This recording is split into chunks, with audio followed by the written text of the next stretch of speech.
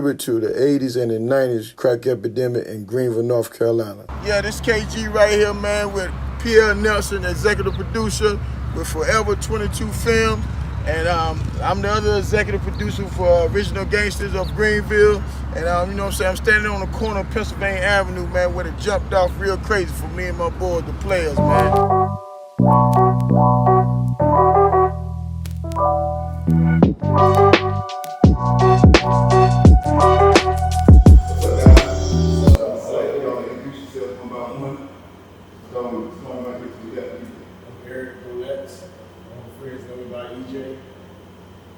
Derek Clark, a.k.a. Doc.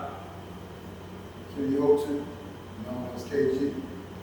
Terrence Love, we call him T-Love. Who started the players?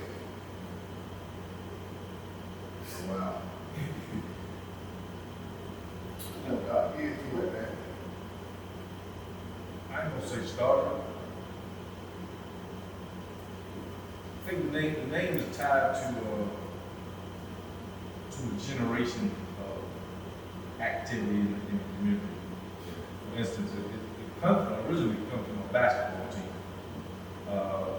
Step Pops, I'm gonna throw his name out there. Charlie Jenkins, they had a basketball team called the name the Hustlers.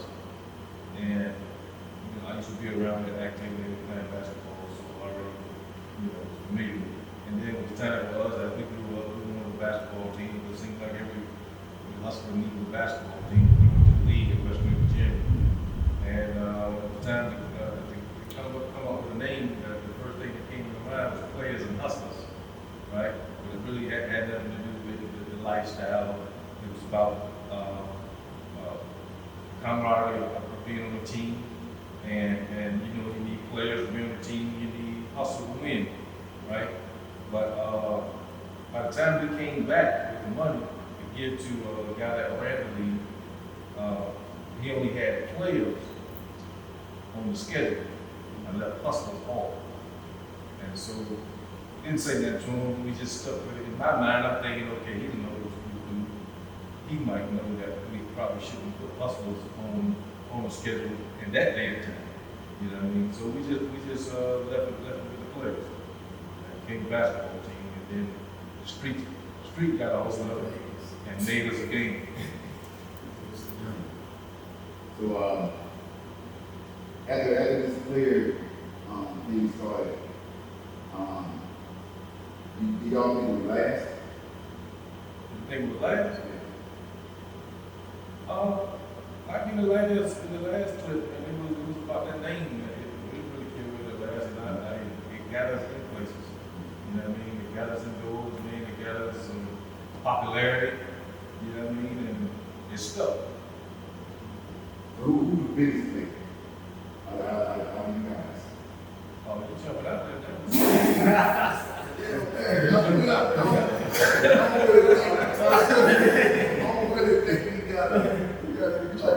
Biggest player. Don't think we got a biggest player.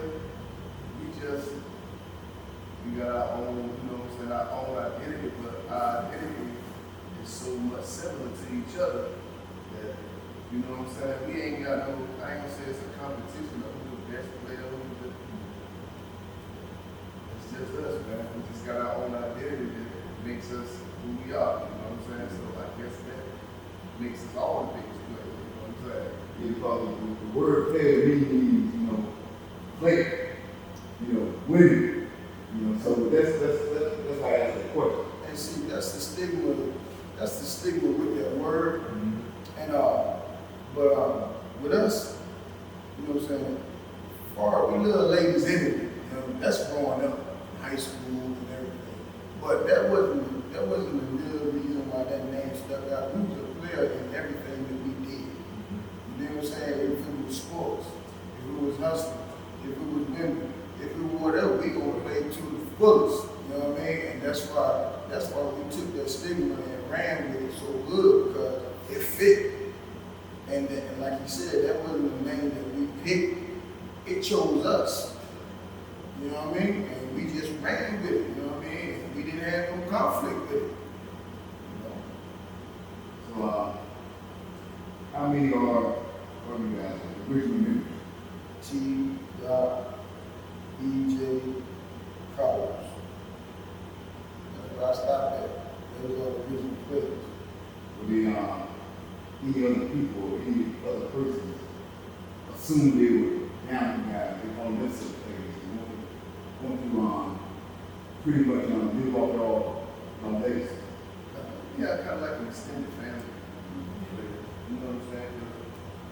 Each one of us, you know what I'm saying? All of us been together for a while, but we all had different sets of friends. You know what I'm saying? And different friends that came with us, so it's kind of like an umbrella of people that, like I say, extended family. Like, you know what I'm saying? They part of the players, but not, you know what I'm saying? Like, you know, we was untouchables before we were players, you know what I'm saying? We called ourselves something. So you had another group of people that was affiliated with us. They just didn't I make the like it into, remember Vaughn and then Stone, and then they started to the Four Horsemen. But I also said the Four Horsemen and Underground. So they had a group of people that wasn't really in the original Four Horsemen, but they had an underground clique. And that's what the players had too. We had underground, we had underground. The name was UT. You see, And that was untouchable. who? EJ. What hood are you from? From all over, for real, man. I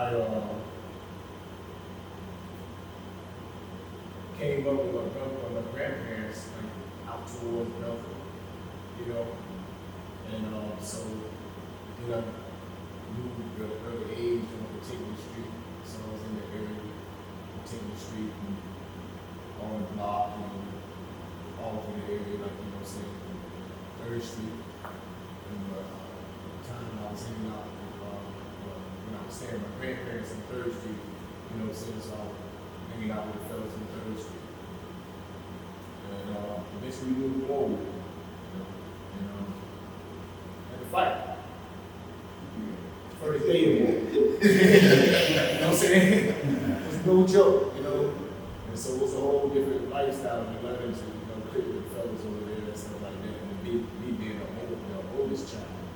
And so got along with everybody. It's about every hood I went to, every part of Greenville that I went to, I was able to click with somebody there, you know.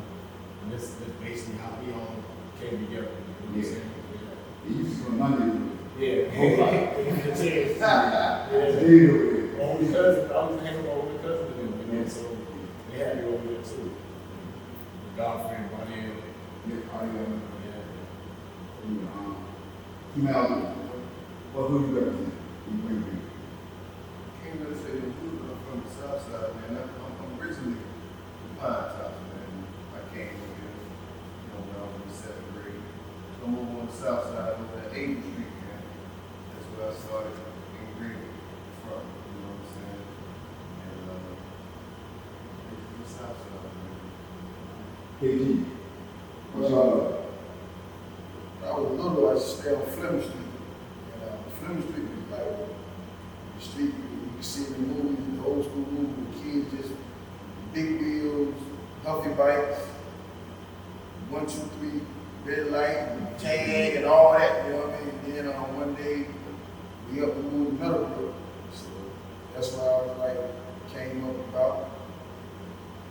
Then I got tired of Meadowbrook, Morewood. Out of Morewood, Meadowbrook. You know what I mean? So as I got older, west side. So Meadowbrook is the home, Fleming Street where I started, and west side where I took off. That's the whole thing now. So I should always tell everybody I'm international. I said us anywhere around here. Speaking of hustling, y'all, we know you from KP. In KP, were there any drug dealers, any walk around drug dealers? What was the environment within KP back in the 80s? Back in the 80s, that was all sport, youth sport for me.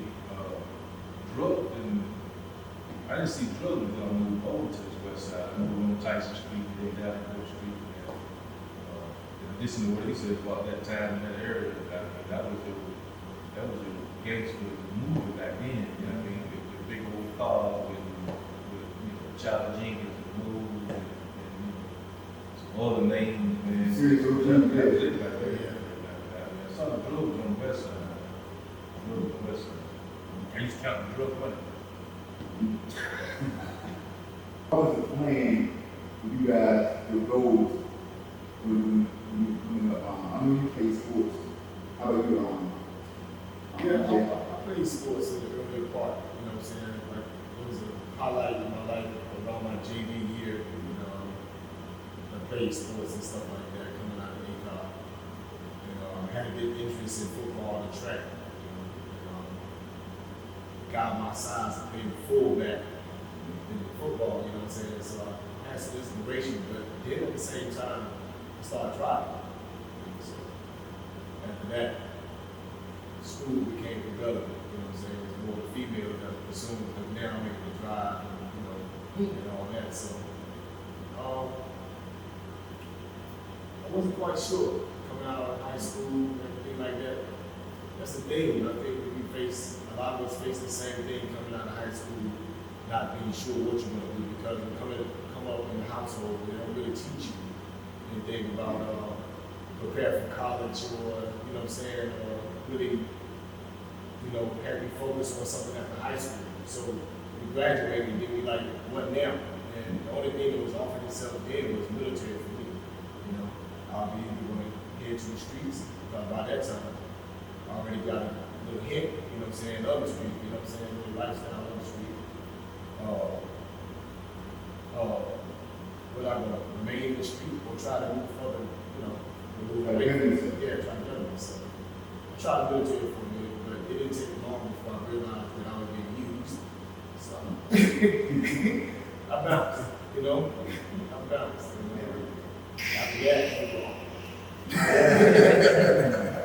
After that, the streets are known, the streets are talking. Exactly that, but they said to you.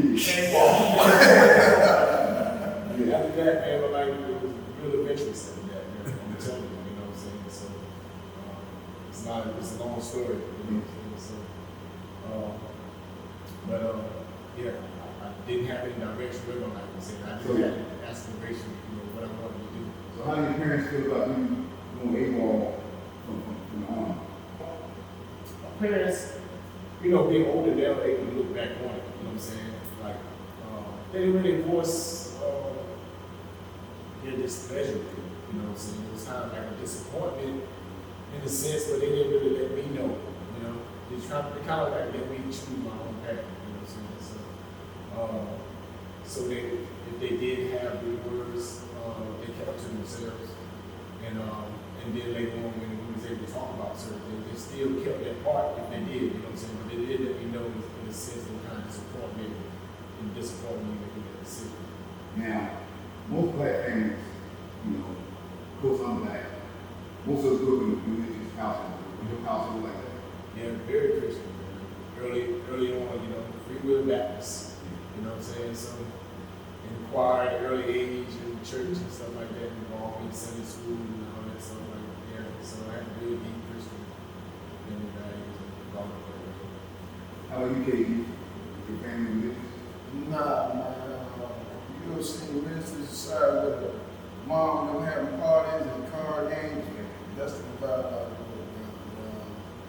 The grandmother, she always had a house party and card games, and she had them beads hanging from the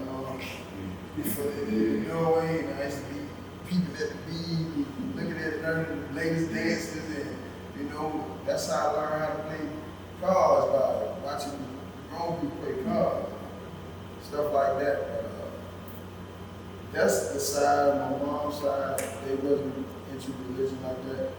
But the father's side, they were, you know what I'm saying, they were into it real deep.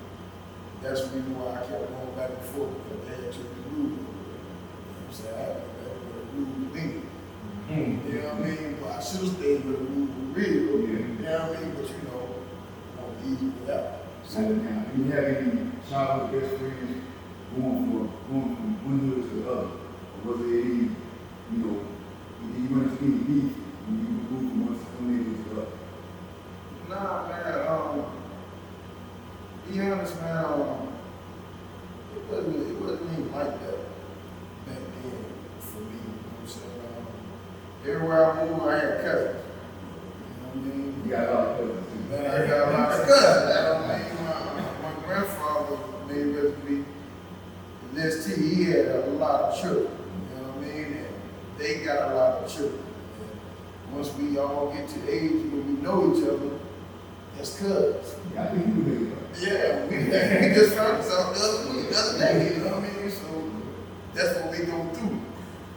Bro, I mean, he know that. But at the end of the day, it's like, I really didn't have a whole lot of people out. But to answer the question, did I stay in a lot of mess?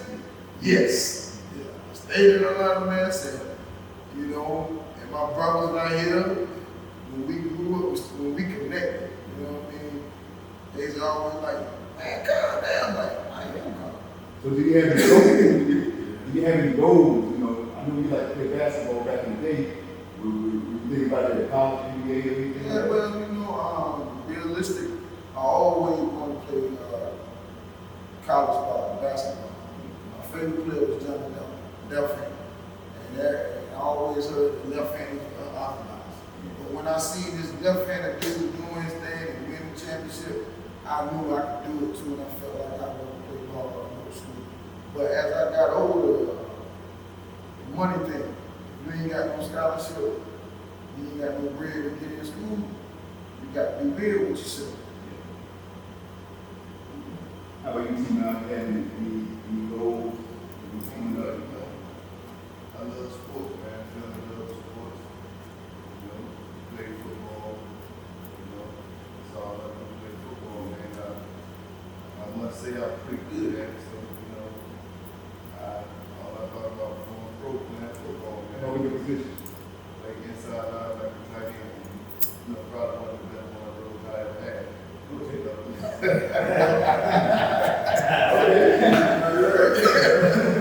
You know, that's what I did. I love football, man. So, you know, that's what I did. That's all I really wanted to do. Make it pro, get my family, you know what I'm saying? Make my family rich. That's all I want. Just play sports, man. Then I go play football. Go football. You go as a player, you guys came up with this player members or a group that you had friendship. What was your goal in the players? Man, I guess, to be that good, be the goals. You know what I mean? I only had one click in sight, and I thought we could get over top of it, and I had to verbally say it, but I realized, hey, we had to get over top of them, Yeah. And we did it.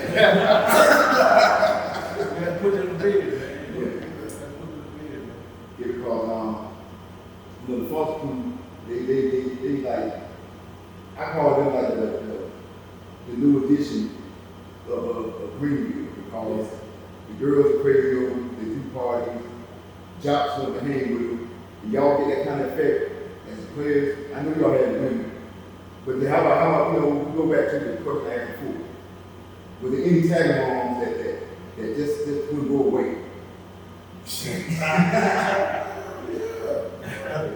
You know, you talking about female or men? You know, we believe the females out, but you know how guys gravitate to the proper guys. You know, there's a lot of that, man. But see, something about us, you know what I'm saying, well, I'm gonna start putting like this in short form. His mom was famous for her cooking for grill. She's known in the hood cook. Shout out to my baby. And we used to have cookouts over in mom's backyard.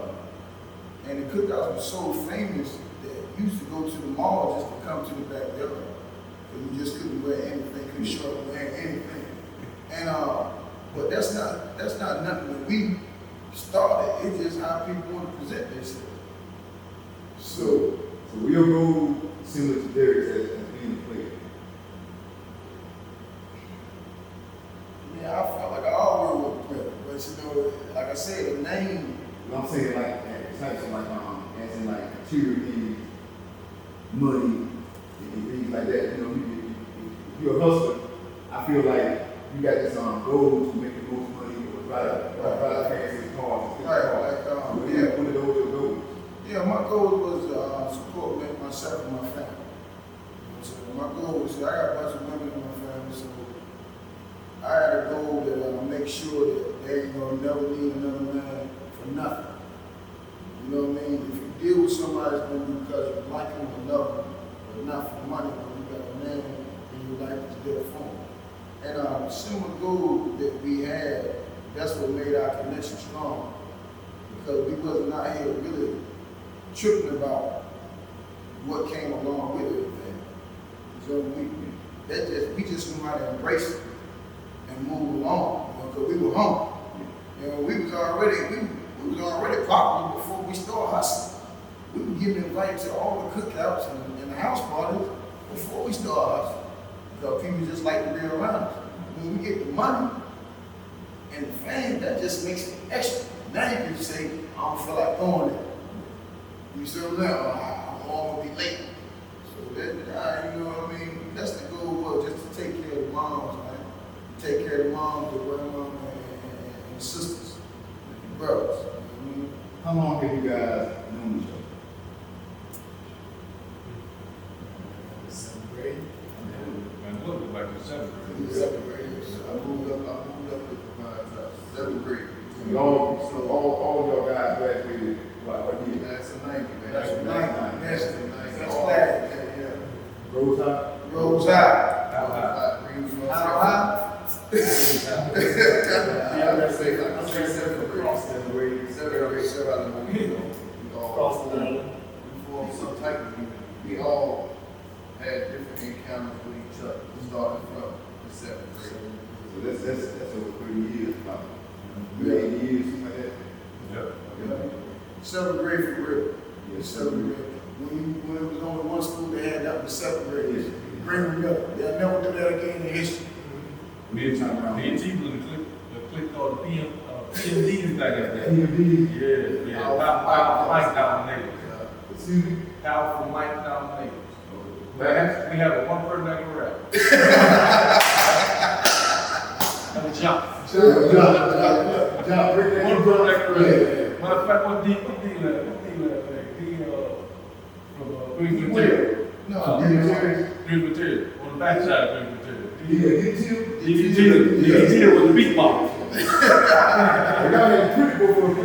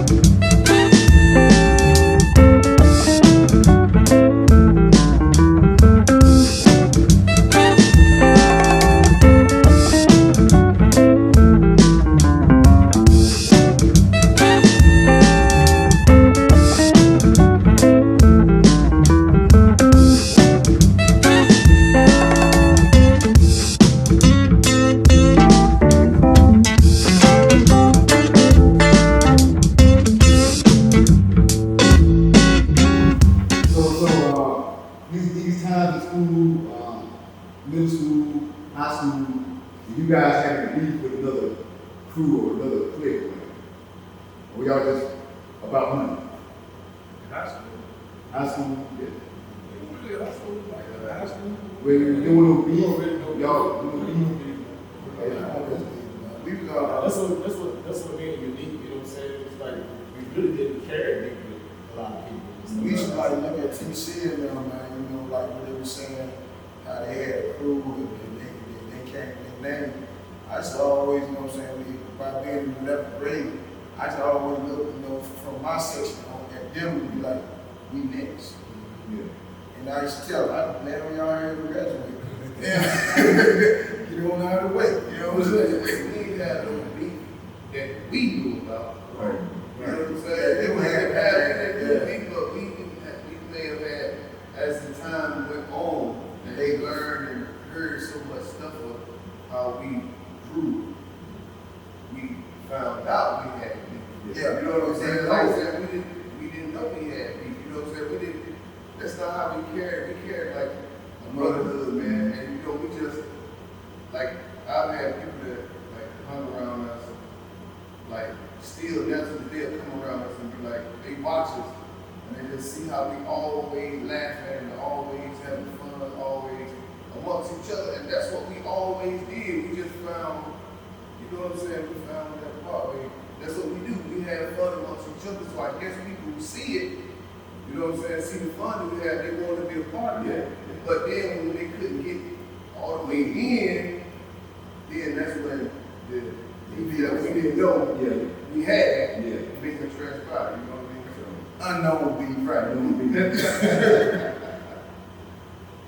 Okay, how many businesses do you guys have? We got what's that called, you know, I see Pinnacle P players. We have a clothes store, we have a club, 2 clubs. We all have different clothes stores, hip hop clothes store. Yeah, the men's clothes store, we had a ladies clothes store, ladies clothes store, I had a kids clothes store. So we try to cover all angles, you know what I'm saying? We don't get everybody, we don't get we clothes from everybody. So you know, we got one-stop shop.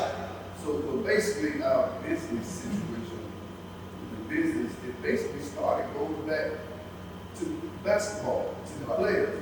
Where it started from, it's like people used to come to the gym, not trying to toot our horn, but it used to be the crew LA, everybody was in LA, playing survival games, you know?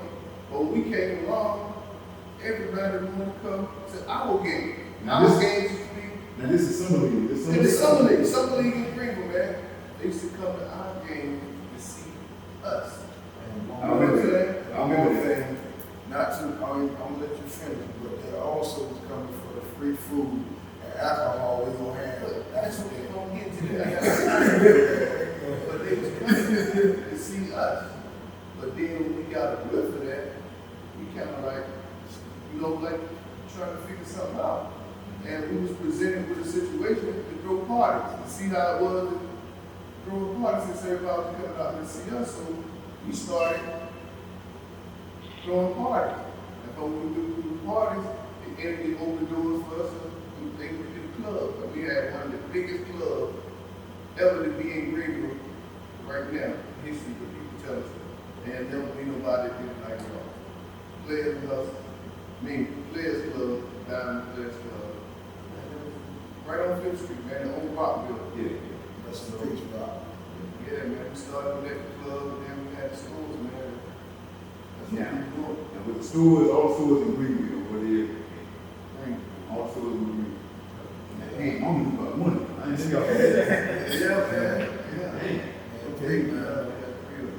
Can anyone y'all tell me the story of how the player club became, you know, the players club? How did that get started?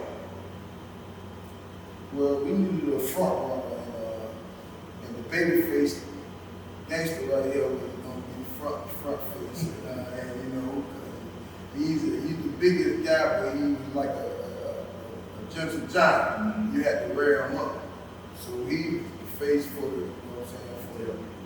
Okay.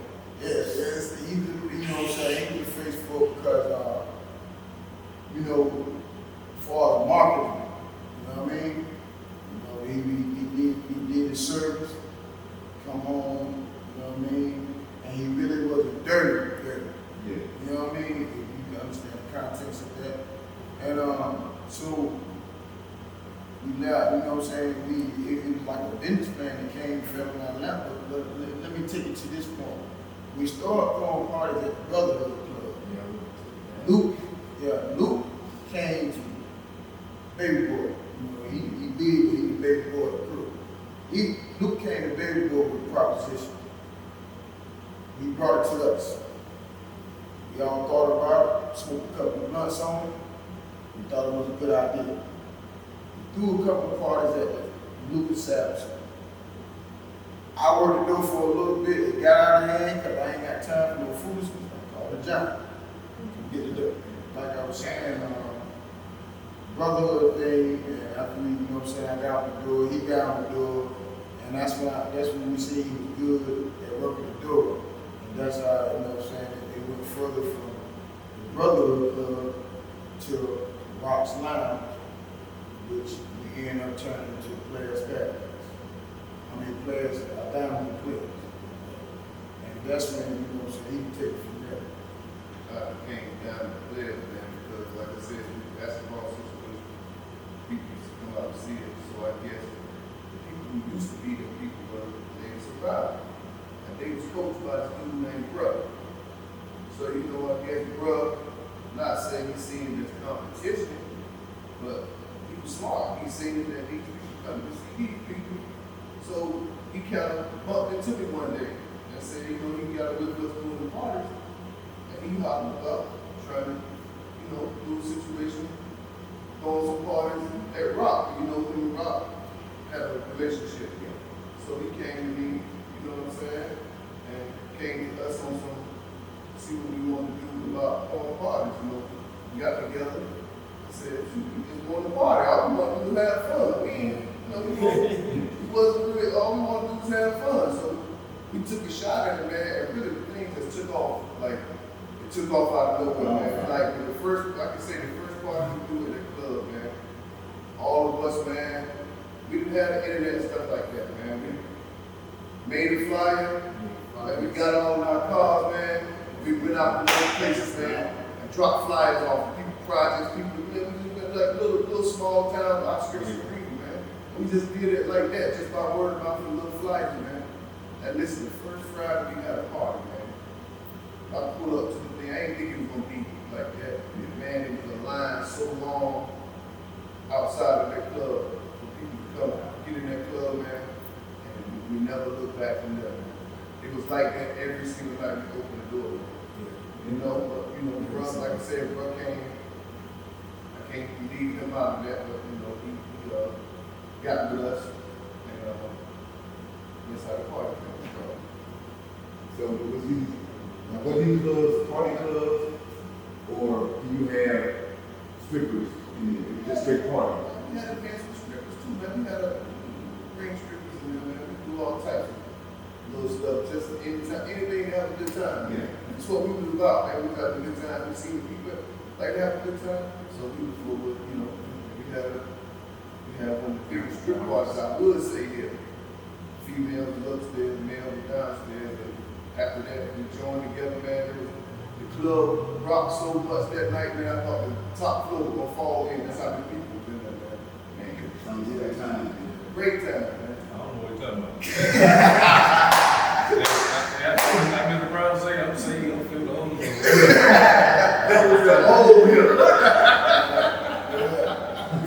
You know, wherever we went, you know what I'm saying, like even out of town, we visit other clubs and stuff like that, they heard about us running the club, you know what I'm saying? So like, oh, the guys that run the club, you know, let them come on, you know, so they carry benefits with it too, you know, and being at that age, you know, early 20s.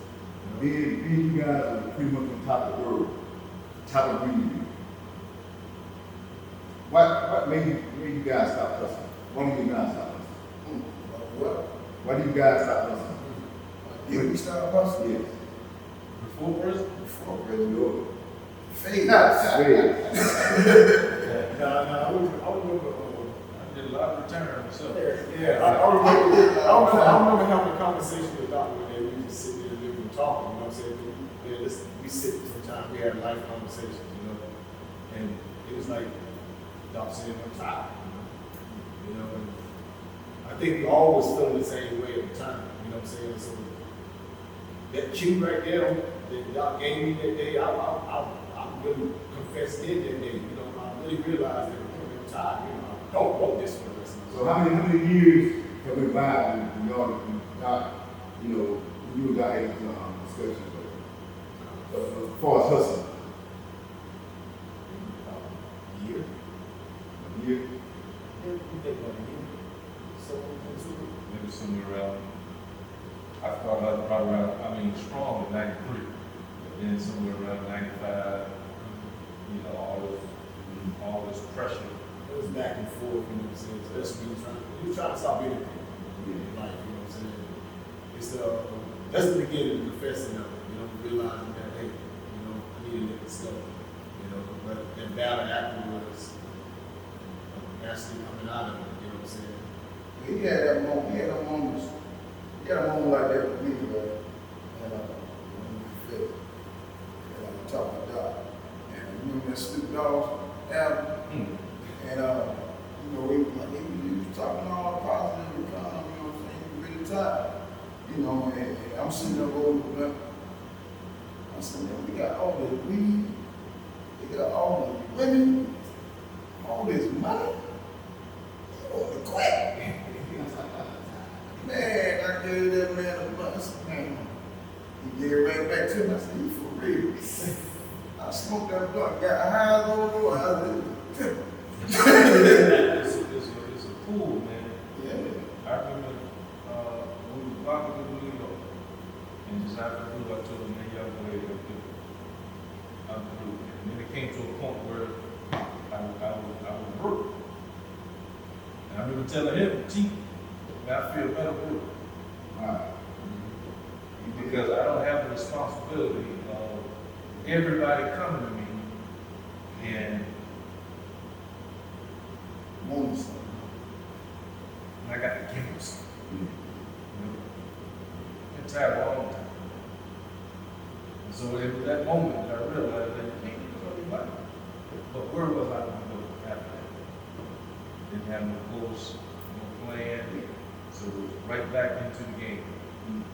Right back into the game. Still had battles and trying to get jobs and stuff like that. That's what we were when we got locked up. Yeah. Trying to find jobs. Find a job. Speaking about that, you guys go to trial. When you guys go to trial, how was that experience? It was hard. If I can say it, it was hard. Because it was horrible because there's no justice. There's no justice. Not when you sitting in there living like us. There's no justice. You know, I'm not going to get into the trial aspect of it, but it's just really no justice when you sitting there living like us. I think it was for myself, how I felt going through the whole thing. I was being broken, you know what I'm saying? It's like, you know what I'm saying, inside, like, I felt crushed, you know. Not only let down in the system itself, you know what I'm saying? But also with people who thought that you knew, you know what I'm saying, who were willing to give you up for themselves, you know what I'm saying, for their own selfish reasons, you know what I'm saying? So it was a nightmare, man. Nothing like sitting watching on TV or anything like that. It definitely was a nightmare, man. Like for me, I knew hustling and doing what we was doing. I knew there came a point where we were gonna go to jail, but just to actually be sitting and we was in the feds, like I'm sitting there, like I still was like just lost, like man, like I couldn't believe it, like and then just to watch the people do what they did and how they did it too was like I said, we never was the people that had beef, and so that's part of this beef that. Yes. We didn't know we had that started to come out once we got locked up, because we get locked up, they tell us we locked up by the feds for conspiracy, and we just look like the feds. Oh, come on, man. So, we get stuff and we see, like, oh, we can't do this, ain't what it is, just to see that, just to see how people, like you said, came up off of us. They would do what they did to us for their freedom. So we knew that goes with the people we didn't know we had. It's kind of hard because we so brought up under old school rules, like the OG, you don't get caught with anything. And so you come up with biblical laws, conspiracy. People in the hood can't spell conspiracy. So you talking about something that, over our head and saying that, we get locked up for somebody's one person actions because you got people telling on you. But we were raised, if you're gonna be in the game, you don't get caught with anything. And you don't make sale charges. Those are the only two ways you're gonna go. And we have structure about us that we didn't deal with any and everybody, and we made sure that we didn't get caught there. So you guys pretty much organized. I don't like using that word on camera. Discipline. We were disciplined. You know what I mean? Very disciplined. You know what I mean? We care about each other. Yeah, we have structure to make sure that everybody's all right. Even to this day. Listen, every time, man, like, having different houses, like crack houses, me growing up, just observing and kind of having a feel of when the police might come. Like, your time is up, So we already got houses waiting to open up.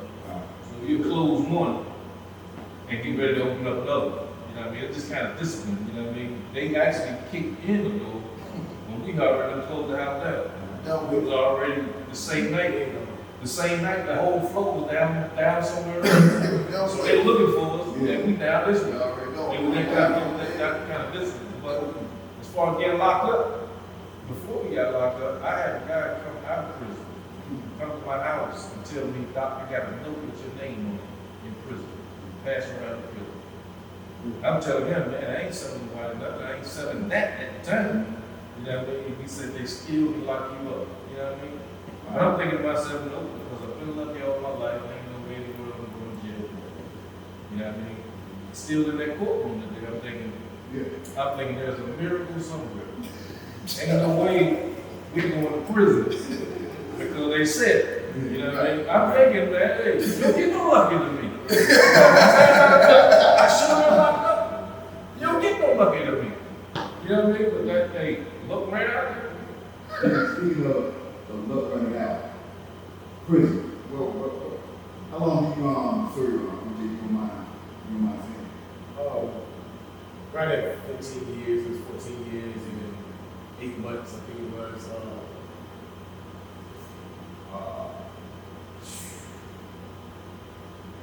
Once again, it was a long time. Long time. Yeah, it was a long time. How about you, Mom? 16 years and 11 months. Kid. 17 years, 6 months. Now. 15 years, 2 months. I mean, it started out with 24. Yeah, start out with 26. 30. 30. Do 26. Yeah. Man, 30 I years. started out with 24. Oh, yeah, right. Man, he man 30. I had 27. And then we had the homie that had the life sentence. Yeah, he's not here. Not a 25 life, but a life sentence that he didn't took out. We have Big D, who's a part of us as a family. He had 24 years. The mindset that when you got to came home, what your mindset?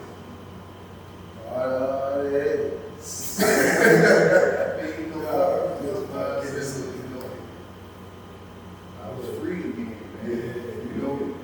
I was free. During the time that I did, I had to battle a whole lot of things to understand a whole lot of things. I was angry for a long time because of what people did, but I had to find some type of, I come from a very religious family, man. So my mother, she was big on it, so my mother, father, my family kept me on it, and they tried to, I was a little different from them.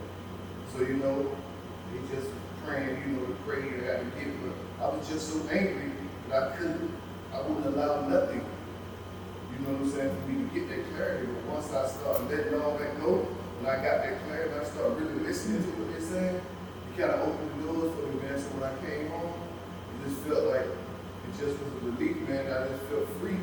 The feeling, man, I like to listen to a lot of rap, a lot of songs, man. So the theme song I had, if I could have this moment for life, when I walked up from gigs, man, my wife came to pick me up, man. I told her to have that song on when I walked out. That song, man, if I could have this moment for life, man, it's just unreal, man. That's it, man. It's just an unreal moment. How about you? Well, like I said, party. But, it was like, it was just when I say party, it was just to enjoy life. You know what I mean? Like, man, I'm about to get back out here and enjoy life. I actually started throwing parties when I came. But it wasn't, like I said, it wasn't for the money. It was for, like I see old friends. Now, remember, my brothers, I already know them, see them. I'm talking about other friends that we haven't seen. You know what I'm saying? And just putting everybody together. But I had like a bucket list of accomplishments that I wanted to have. I mean, make, and this is one of them. So,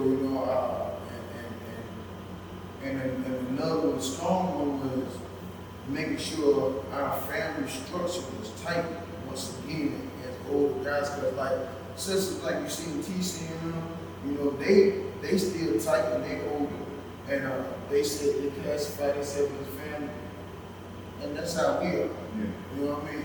And I mean, we call each other moms. You know what I mean? And then our moms look at us as sons. So I just wanted to make sure that our tightness was still there. I don't care how many gray hairs we get or how older we get, we family. Because we done went through something none of these people can say they did with a group. So you got out and still young. And still young. And we still make it happen. This man an author, an entrepreneur.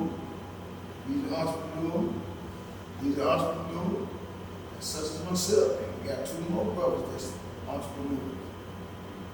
People want to keep us down because they thought we were on the streets. But what they know, they didn't have streets. We want the city. You see what I'm saying? In a positive way.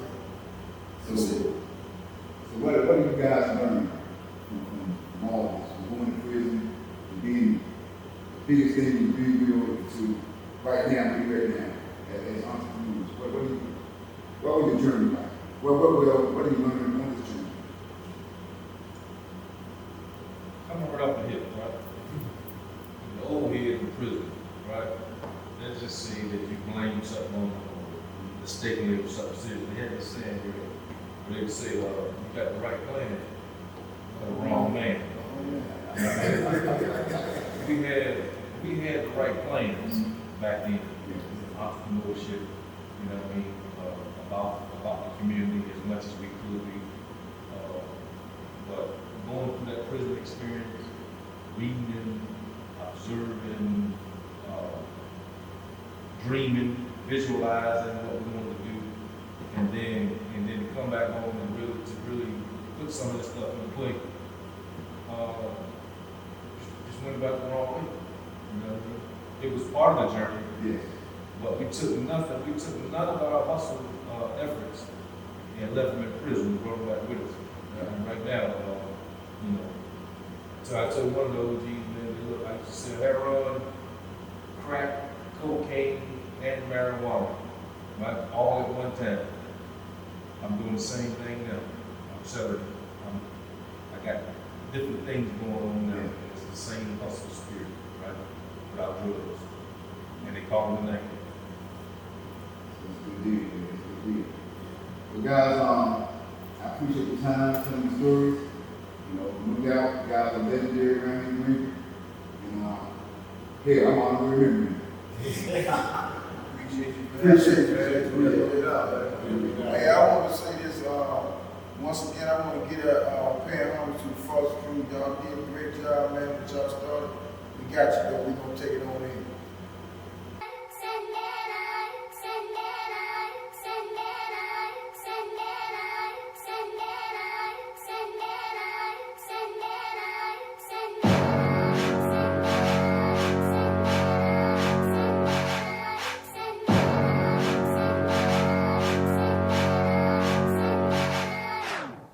doobie, that's God flow. Keep it real is my MO. My job is the studio. Pure talent, no slideshow. On the road, had to go and get it. No games and no quitting. If you speak it, you better live it. Lot of action coming off the vision. Making moves, what restriction. 10 toes down, I'm so committed. Without a doubt, did the north, did the south. Overseas, had a sight to see. Yes, it was exciting. There's breakfast in bed. You doing numbers off the fed. Conscious still remind me. Gotta go hard, can't be weak. And you know it's deep.